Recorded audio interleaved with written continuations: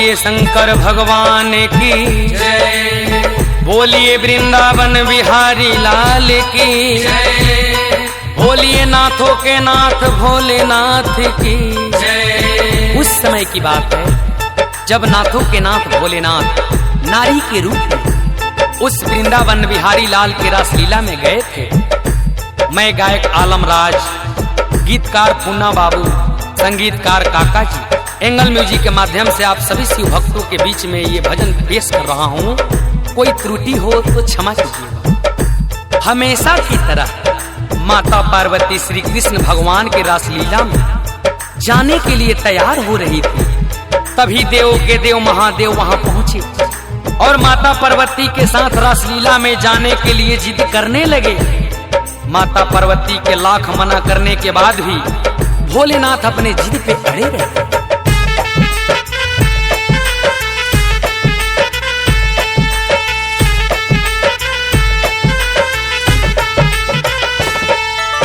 एक दिन वो भोले भंडारी बन के ब्रज की नारी गोकुल में आ गए हैं, गोकुल में आ गए हैं। पार्वती जी मना के हारी, माने ना त्रिपुरारी गोकुल में आ गए हैं, गोकुल में आ गए हैं, गोकुल में आ गए हैं, गोकुल में आ गए हैं।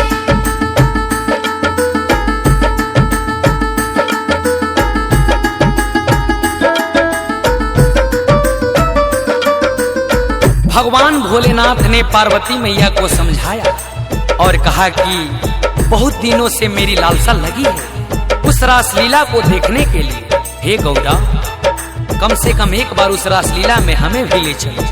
भोलेनाथ ने कहा,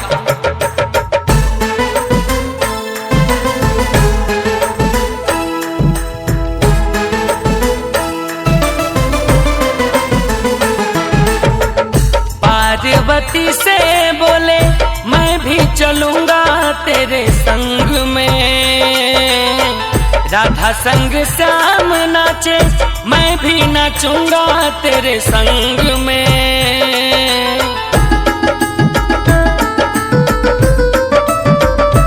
हाँ हाँ, पार्वती से बोले मैं भी चलूंगा तेरे संग में, राधा संग श्याम नाचे मैं भी नाचूंगा तेरे संग में।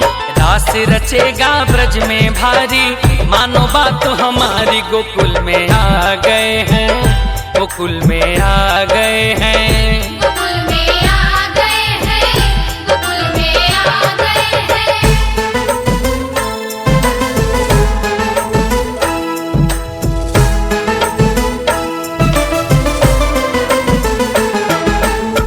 माता पार्वती ने भोलेनाथ को समझाया कि हे स्वामी, उस रासलीला में श्याम के सिवा कोई पुरुष नहीं जा सकता। मैया पार्वती ने भोलेनाथ से कहा कि आप तो पुरुष हैं, आप उस रासलीला में नहीं जा सकते।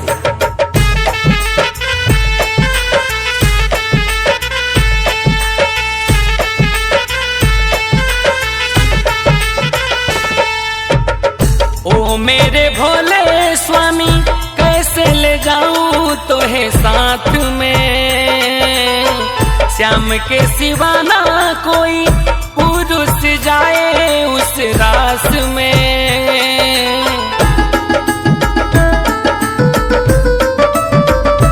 ओ मेरे भोले स्वामी, कैसे ले जाऊं तोहे साथ में, श्याम के सिवा ना कोई पुरुष जाए उस रास में।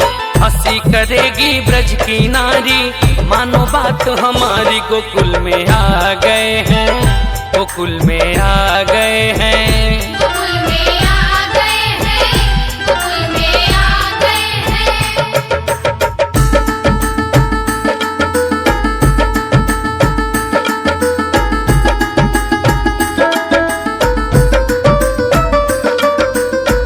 भोलेनाथ हंस के बोले, अच्छा तो ये बात है, तो एक काम करो, मुझे भी अपनी तरह बना दो और अपने साथ ले चले।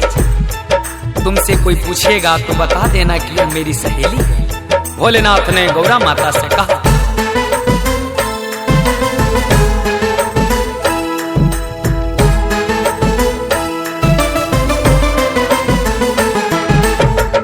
ऐसा बना दो मुझको जाने ना कोई इस राज को, मैं हूँ सहेली तेरी ऐसा बताना ब्रजराज को।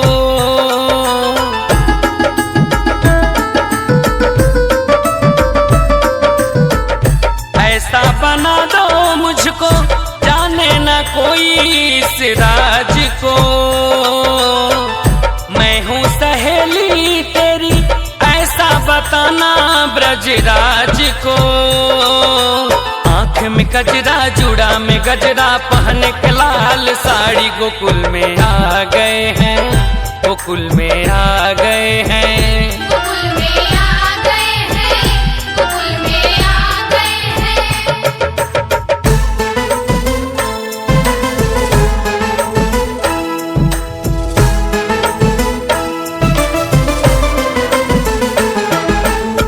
भोलेनाथ की बात सुनकर पार्वती मैया हंस पड़ी, बोली कि हे स्वामी, मोहिनी रूप तो श्री कृष्ण मुरारी ही बनाए थे, अब आप भी बनाइएगा। माता पार्वती ने भोलेनाथ से कहा।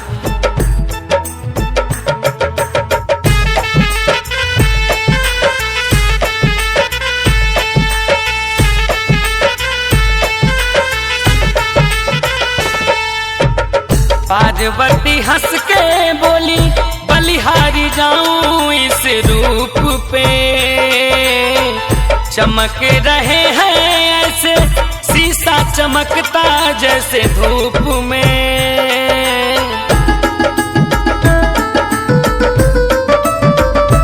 हाँ हाँ, पार्वती हंस के बोली, बलिहारी जाऊं इस रूप पे, चमक रहे हैं ऐसे शीशा चमकता जैसे धूप में।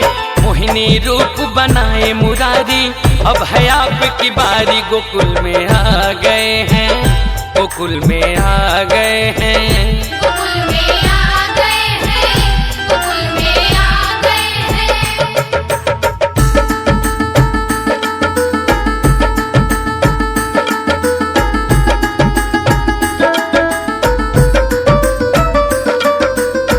अंत में गौरा माता ने उस नाथों के नाथ भोलेनाथ को नारी के रूप में सजा के उस वृंदावन बिहारी लाल के रासलीला में ले गई। जब वृंदावन बिहारी लाल के रासलीला में भोलेनाथ पहुंचे, उनको इस रूप में देखकर कृष्ण मुरारी समझ गए और मुस्कुराए।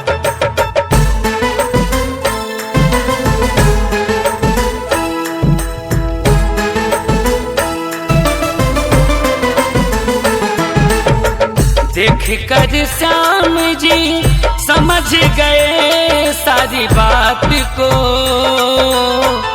ऐसी बजाई बंसी सुध बुध भुलाए भोलेनाथ हो।